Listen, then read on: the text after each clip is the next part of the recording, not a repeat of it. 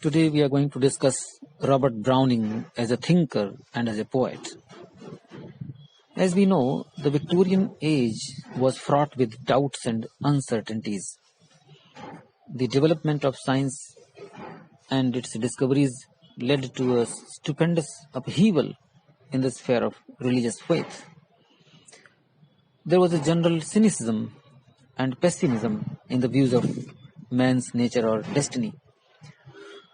Thomas Hardy reflects this atmosphere in his novels. In Tennyson too, we find the element of doubt and skepticism. In an age torn in doubt, Browning's voice clearly and strongly proclaimed an opinion which was hopeful, optimistic, and soothing. It led to the Victorian attitude towards Browning that he was a greater thinker than a poet. Browning's contemporaries were mainly interested in his religious poems, which comforted their souls, groping in the Victorian twilight of faith. He was accepted with seriousness as a religious teacher. His Christmas Eve and Easter Day were quoted, debated, and praised. In Caliban upon Setebos, he has formulated the theory that each man has the God he deserves. In fact, Browning was a confirmed optimist. His philosophy would naturally have appealed to his contemporaries. One view of life, as expressed in his poem Pippa's Song, must have soothed many a tender Victorian soul, in which he says, God is in his heaven, all's right with the world. These are very famous lines coming from the pen of Robert Browning.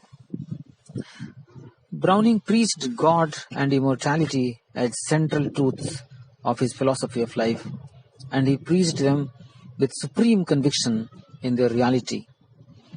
He looked at the evil around him and did not lose his robustly optimistic faith. And to many who were asking doubtfully whether life was really worth it, he gave a hopeful inspiration. However, Browning's optimism is not all that simple and facile.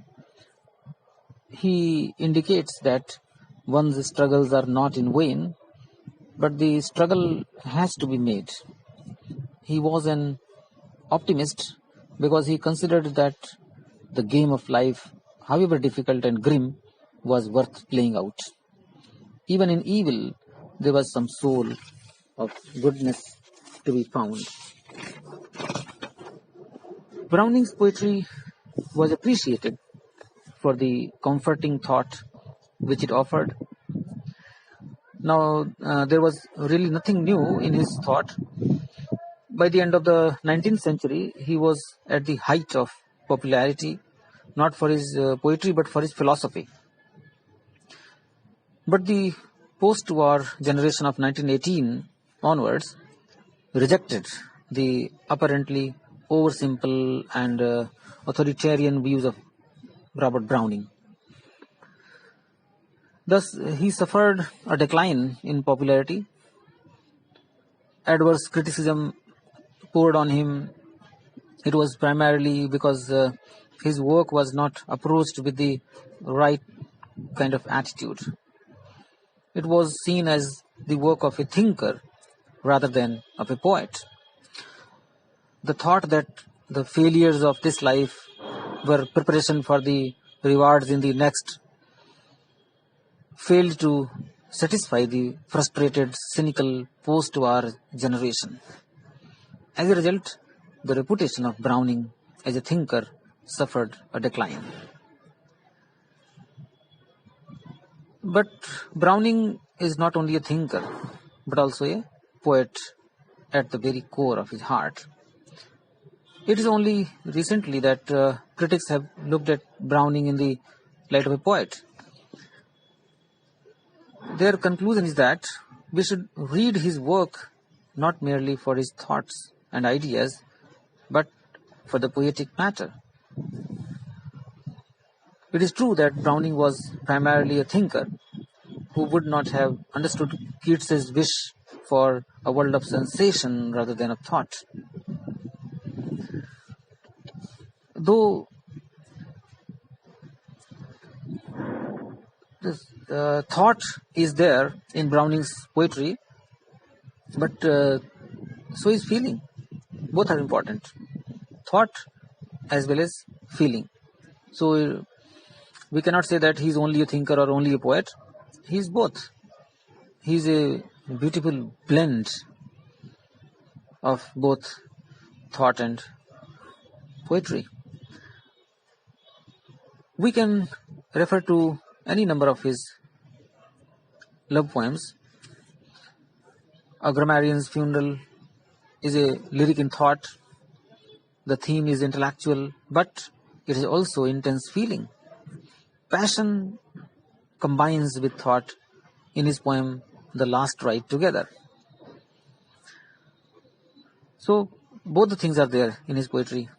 Browning as a great thinker and Browning as a great poet. Browning as a great philosopher and Browning as a passionate poet. So there is a fine blend of these two elements in his poetry. There is variety as well as craftsmanship in Browning's poetry. Both are the hallmarks of a poet. He hardly repeats himself, and each new theme brings its own appropriate measure. He can be a picturesque and poignant writer. His dramatic lyrics show the two characteristics most often denied to him: passion and beauty. The beauty has been enlarged beyond conventional boundaries. Thus, we experience a beauty of a spiritual type which is at the same time human. There are glowing moments of tragic and sympathetic emotion. No one can deny the lyrical beauty of feeling and form in the poem By the Fireside, which sings eloquently of married love. It includes an intense lyrical visualization of the past, the present, and the future. Evelyn Hope, though expressive of a fantastic type of romantic love, has loveliness and perfection of form. Another poem, Love Among the Ruin, is also one of the important love poems of Browning.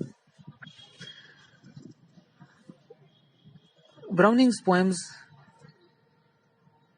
are in fact psychological studies. In his dramatic monologues, which dissect the human soul, we do not merely find cold thought and intellectual analysis. A subtle mood and atmosphere are evoked in these monologues, which turn them into sheer poetry. The twilight of the poem Andrea del Sarto helps in the creation of a mood of nostalgia, regretted opportunities, and resignation. The storm in Porphyria's Lover is appropriate to the theme.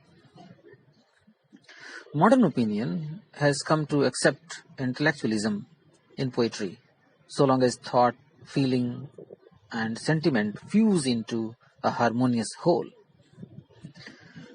In some of Browning's poetry, thought combines with beauty of style, which makes him a great poet. For instance, his poems like Fra Lippo Lippi, Andrea del Sarto, Youth and Art, and The Bishop Orders His Tomb. The rugged conversational style did not appeal to Browning's contemporaries. It does, however, appeal to the modern sensibility. Browning's poetry was certainly the most individual voice of the century. Browning was wrongly appreciated for his thought and neglected as a poet in his own times. Thank you.